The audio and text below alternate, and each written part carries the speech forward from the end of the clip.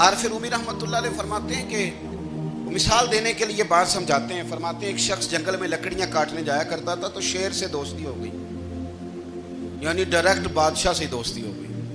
اور بادشاہ بھی وہ جو جنگل کا بادشاہ ہے, جنگل کے بادشاہ سے دوستی ہو گئی. اب وہ لکڑہارا غریب آدمی تھا, لکڑیاں تو کاٹنی ہوتی تھی. تو وہ جنگل کا بادشاہ اعلان کر دیتا جانوروں کو کہ میرا دوست آیا, ایک تو کوئی تنگ نہ کرے, اور دوسرا یہ کہ سب لوگ مل کے اس کے ساتھ تعاون کریں. کبھی کوئی جانور لکڑیاں اکٹھی کراتا, کبھی کوئی اپنی پشت پہ گدھا, بیل, گھوڑا, خچر رکھ کے وہ لکڑیاں باہر چھوڑنے آتا. تو اب اس کی بڑی دھوم مچ گئی جنگل کے اندر. لکڑہارا مزدور تھا, وہ بادشاہ سے دوستی کر کے بادشاہ ہی بن گیا. وہ گھر آ کے نا بیوی کو اکثر بتاتا کہ میرا ایک دوست ہے, میں جاتا ہوں تو ساری پہلے ہی مخلوق کھڑی ہوتی ہے میرے استقبال کے لیے. دوستی جو بڑے سے ہو گئی ہے. بنا ہے شاہ کا مصاحب تو پھر ہے اتراتا, وگرنہ شہر میں غالب کی آبرو کیا ہے. ہمیں تو پوچھتا ہی کوئی نہیں, یہ تو بنا ہے شاہ کا مصاحب تو پھر ہے اتراتا, وگرنہ شہر میں غالب کی آبرو کیا ہے. تو وہ لوگوں کو بتاتا, بیوی کو بھی بتاتا دوست ہے. تو بیوی کہنے لگی اتنی تو تعریفیں کرتا ہے, یہ نہیں بتایا کہ وہ جنگل کا شیر ہے, پر نیرا دوست بتا دیا. بیوی کہنے لگ گئی کہ تو اتنا جو اس کا ذکر کرتا ہے تو کسی دن بلا نا, بلا کسی دن تاکہ اس کی دعوت کریں. اب اس نے پھر نہ اس کو پردے میں رکھا. کیا کہتے ہیں آج کل, سرپرائز دینا ہے, مگر سرپرائز دینا ہے جی. پردے میں رکھا کہ وہ شیر ہے. تو وہ بلا لیا گھر. اب اس کے لیے کچا گوشت, ظاہر ہے شیر نے کچا گوشت دکھانا تھا. وہ کہنے لگی پکانا کس طرح کا ہے. تو وہ کہنے لگا جب وہ آئے گا پھر بتاؤں گا. اب وہ کچا گوشت 2-3 بکرے ذبح کر کے ڈال دیے. وہ آ گیا شیر.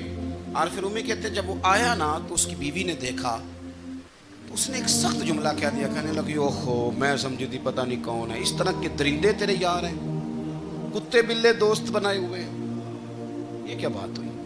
خیر وہ شیر نے سن لیا, گوشت کھایا, وہ چلا گیا. اگلے دن لکڑہارا لکڑیاں کاٹنے گیا تو شیر نے ملاقات کرتے ہی لکڑہارے سے کہا کہ یہ نا کلاڑی اٹھا اور میری پشت پہ نا ایک زخم کر دے. اس نے کہا نہیں میں یہ کام نہیں کرتا, تو میرا دوست ہے. اس نے کہا سن بھائی, میں نے پیار سے کہا ہے تو مان جا, ورنہ میں ہوں شیر, میں نے تجھ سے منوا ہی لینا ہے, میں کوئی تکلیف دوں گا مناسب نہیں, تو کر.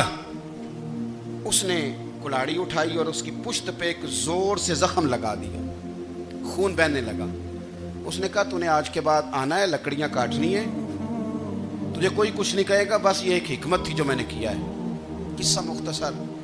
وہ آتا رہا, لکڑیاں ملتی رہیں, خدمت بھی ہوتی رہی. 6-8 ماہ گزر گئے. ایک دن شیر اس سے کہنے لگا یہ میرے ذرا بال اٹھا کے دیکھ, وہ جو تو نے زخم لگایا تھا وہ کہاں پہ ہے. اس نے وہ بال اٹھا کے دیکھا تو زخم ملا ہی نہیں, کئی جگہ پہ ٹٹولا کا یار یہاں تھا, یہاں تھا, یہاں تھا. شیر نے پھر کیا کمال ہی جملہ کہا. اس نے کہا کہ وہ جو کلاڑی کا زخم تو نے لگایا تھا نا وہ مکمل ہو گیا, لیکن تیری بیوی کا جو لہجہ تھا اور اس کی جو تلخی تھی وہ آج تک میرے ذہن میں موجود ہے, وہ ابھی بھی مجھے تکلیف دیتی ہے.